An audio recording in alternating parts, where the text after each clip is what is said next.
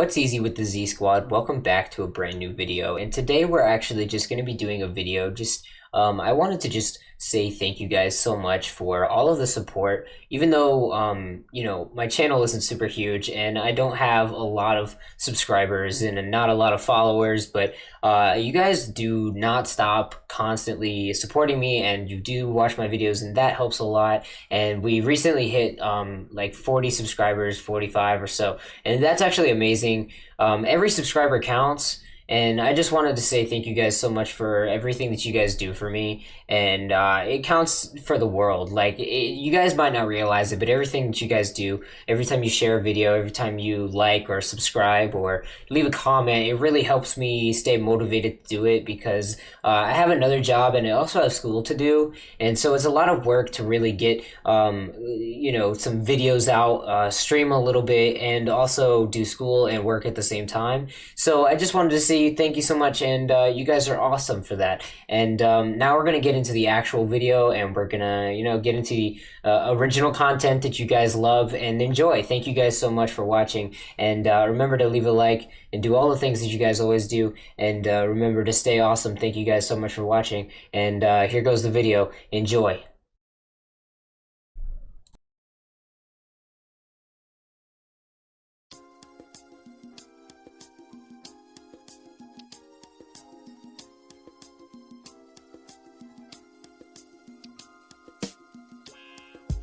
So I might just be just as smart as the regular person, or maybe just a little more intelligent, or at least that's what I would like to tell myself.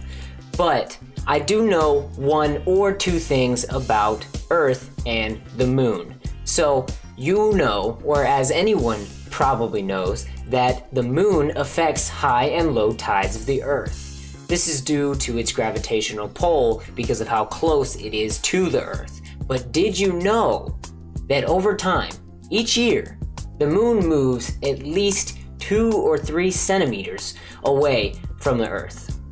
See, I found this out when I was watching a Vsauce video on what we will miss in the future billions of years from now. And in that video, he describes the event of when the Andromeda Galaxy will interact with the Milky Way, causing a huge explosion of hydrogen, which will then create new and bright stars closer or farther away from Earth. And one of the cool things that he did mention in this video, and you can go watch that video yourself, links in the description, is that during that time period, it will look so beautiful in the sky that without the lights of a city drowning out the stars, there will be at least 3 or 4 times more stars in the sky than on a regular day out in, say, New York City. But given that, that's not the point of this video. The moon actually moves farther and farther away from the sun each year. And given that, we won't have a solar eclipse anymore billions of years from now. Though billions of years from now, they will have a gigantic, beautiful display in the sky that we will miss. We still will have seen a solar eclipse, and we will also have seen the creation of the internet. All of this was mentioned in his video, and it was amazing. It was a great video and something very informative. As always, links in the description.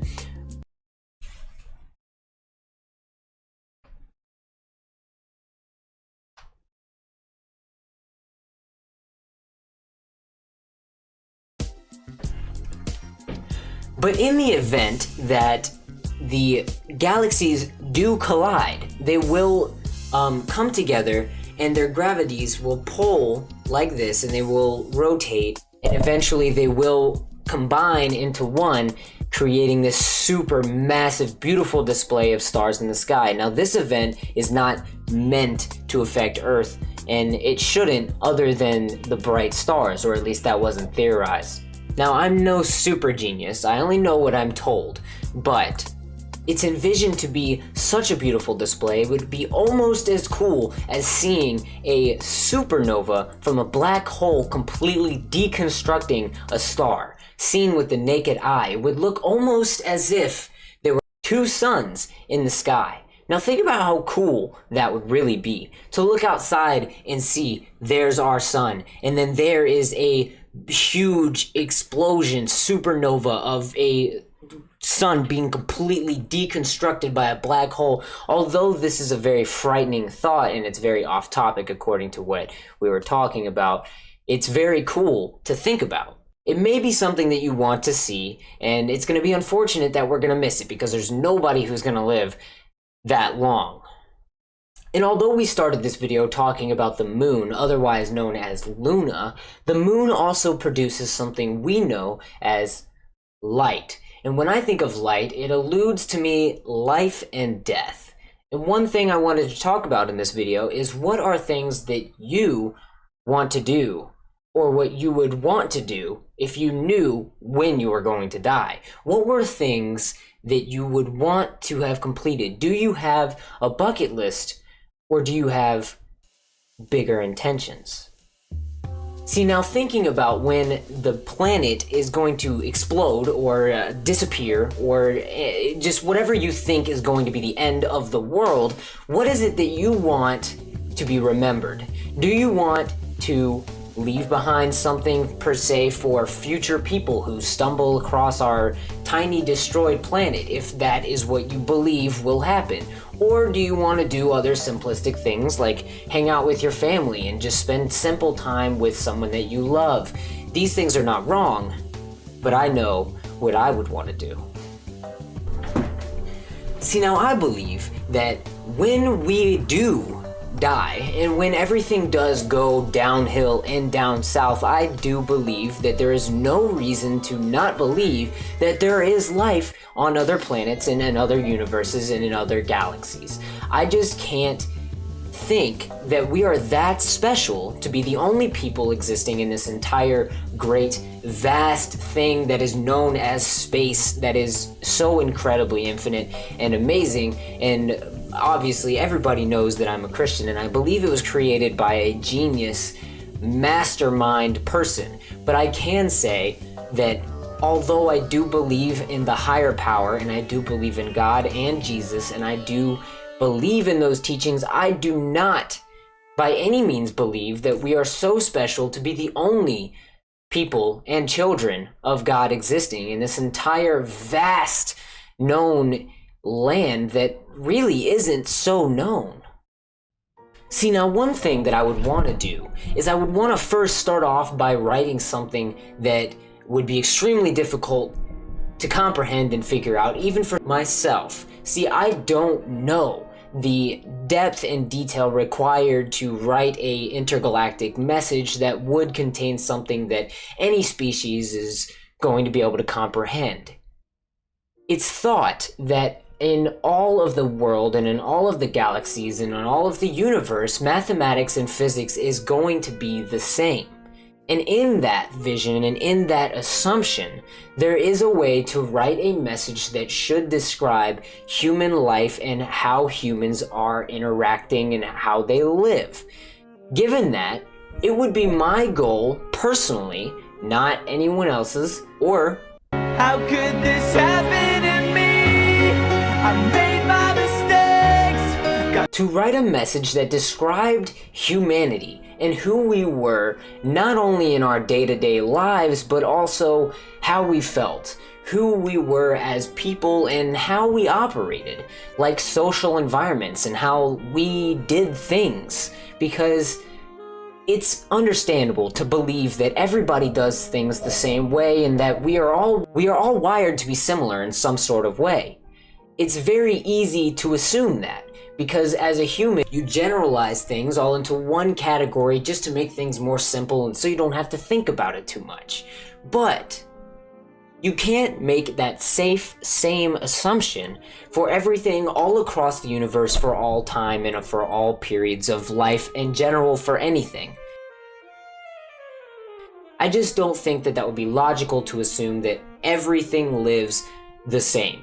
Given that, what would we want to write and describe in these messages? In a Vsauce video, which is going to be in the link in the description, they have talked about what has already been sent out into space to describe humans, and the message that they've already put out in a way that I didn't even have to do it.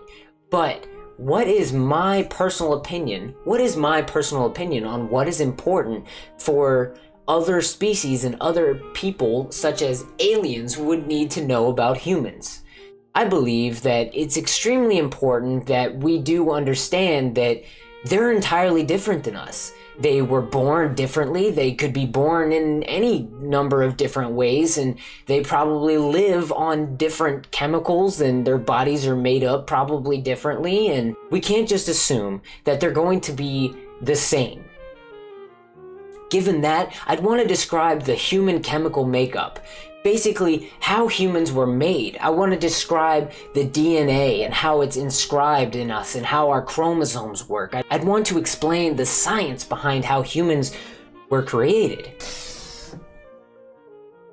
But given that, we do understand very little about how we really came around. We know what we think we know, but what is the facts?